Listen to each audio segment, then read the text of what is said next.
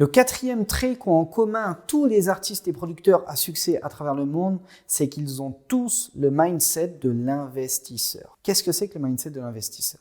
Eh bien, ça consiste à investir constamment une partie de vos revenus. On l'a vu précédemment, ça passe par nourrir la bête. Et puis on l'a vu aussi, quand on se rémunère, ça passe par épargner une partie de son argent pour l'investir. Le mindset de l'investisseur, ça consiste à avoir conscience que si vous injectez une partie de vos gains pour continuer de rapporter davantage de manière complètement neutre et passive et à long terme, vous allez constamment vous enrichir. Constamment vous enrichir. Ça va vous donner bien plus de liberté et de sérénité. Alors il y a ceux qui disent « Bah ouais, mais l'argent fait pas le bonheur, t'as pas besoin d'être riche, d'investir, de machin. Jusqu'à où investir? Quand est-ce que tu vas t'arrêter? Patati patata. » Tout ça pour moi, c'est des mindsets de gens fauchés, frustrés et qui n'ont absolument pas d'ambition. Et si c'est ton cas, je suis désolé, mais il faut que tu changes ce mindset. Tu vois, par exemple, moi, j'aime pas le chou-fleur. J'aime pas ça. Tu peux venir chez moi quand tu veux, par surprise. Il n'y en aura pas.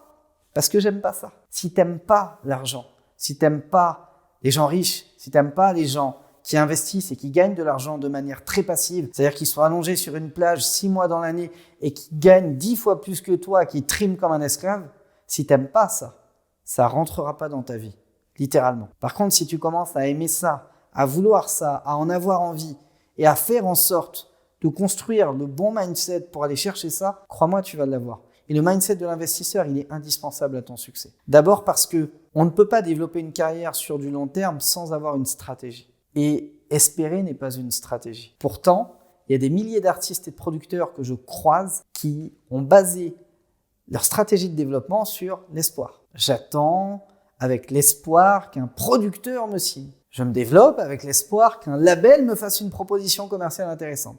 J'ai l'espoir qu'on me donne de l'argent, tu sais, pour que je me développe. J'ai l'espoir de faire la bonne rencontre. J'ai l'espoir d'avoir le bon titre, le bon projet, le bon partenaire. Espérer n'est pas une stratégie. Ça, vous pouvez le noter en gros sur votre carnet.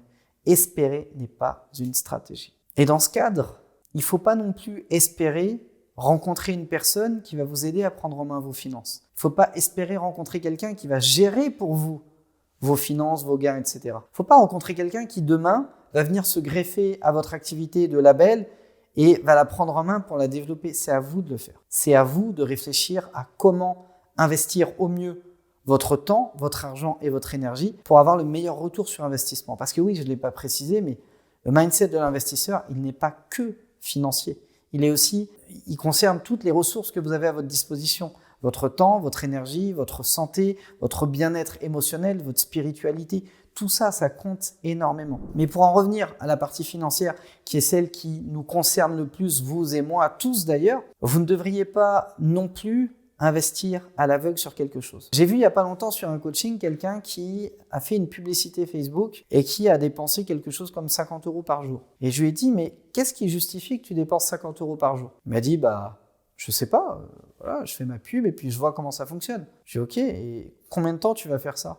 Je sais pas, je vais faire ça 1 mois ou 2. Donc pendant 1 mois ou 2, tu vas miser 50 balles par jour, probablement à perte. Donc je vais faire un calcul rapide, sur 10 jours ça fait 500 balles, sur 1 mois ça fait 1500, sur 2 mois tu perds 3000 €. Alors que les artistes et les producteurs à succès, vous savez ce qu'ils font? Notez-le, vous allez voir, c'est un secret existentiel, mais incroyable. Ils réfléchissent et après ils investissent. Je répète, ils réfléchissent et après ils investissent. D'accord? Vous devez passer autant de temps à réfléchir à un investissement que de temps que ça vous a pris pour gagner l'argent que vous allez investir. Autrement dit, quand je m'apprête à acheter un immeuble qui coûte 500 000 €, croyez-moi, ça ne s'est pas fait en 1 mois parce que je ne suis pas capable de gagner 500 000 € en 1 mois. Ça s'est fait sur plusieurs mois, voire parfois même sur 1 année ou 2 années. Vous voyez la maison dans laquelle on est là? Les membres du Mastermind Élan, par exemple, je leur ai fait quelques vidéos en cours de chantier. C'est un chantier qui a pris 1 an et demi. 1 an et demi. Bon, je ne vais pas vous donner le montant du projet, mais ça c'est bien chiffré. 1 an et demi, et si on compte le temps de réflexion en amont pour créer le projet, peut-être 2 ans. 2 ans avant de signer quelque part et d'investir sur ce projet. Vous devriez prendre le temps de réfléchir et ensuite d'investir. Combien parmi vous ont déjà investi dans un clip en y réfléchissant peut-être une demi-heure, ont investi dans un studio en y réfléchissant 10 minutes, ont investi dans une collaboration, dans un attaché de presse, dans une promo web, peut-être même dans cette formation en y réfléchissant 10 minutes. Tu vois, cette formation par exemple, elle a un coût. Si ce coût-là t'a mis 3 heures à le gagner, tu aurais dû prendre au moins 3 heures de temps de réflexion. Si quand tu signes un clip à 5 000 €, tu as besoin de 3 à 6 mois pour générer 5 000 €, tu as besoin de 3 à 6 mois pour réfléchir et apprendre à comment investir dans un clip. Vous voyez un petit peu l'idée? C'est toujours une question de rapport entre le montant que tu as entre les mains et que tu t'apprêtes à miser et le niveau de connaissance dont tu as besoin pour investir ce montant. C'est ça le mindset de l'investisseur. Le mindset de l'investisseur, c'est de comprendre que en tout temps, dans tout ce que tu fais, tu as besoin de mettre de l'argent dans tes activités, tu as besoin de mettre de l'argent dans des placements, dans des investissements, toi aussi à titre personnel, et tu as besoin, avant toute chose, d'apprendre à le faire, de te former, de te renseigner, de réfléchir pour prendre la bonne décision. Tu ne remets pas ton destin entre les mains de quelqu'un, tu ne remets pas ton destin entre les mains de l'espoir que tout va bien se passer, et tu ne vas pas trop vite. À toi de jouer.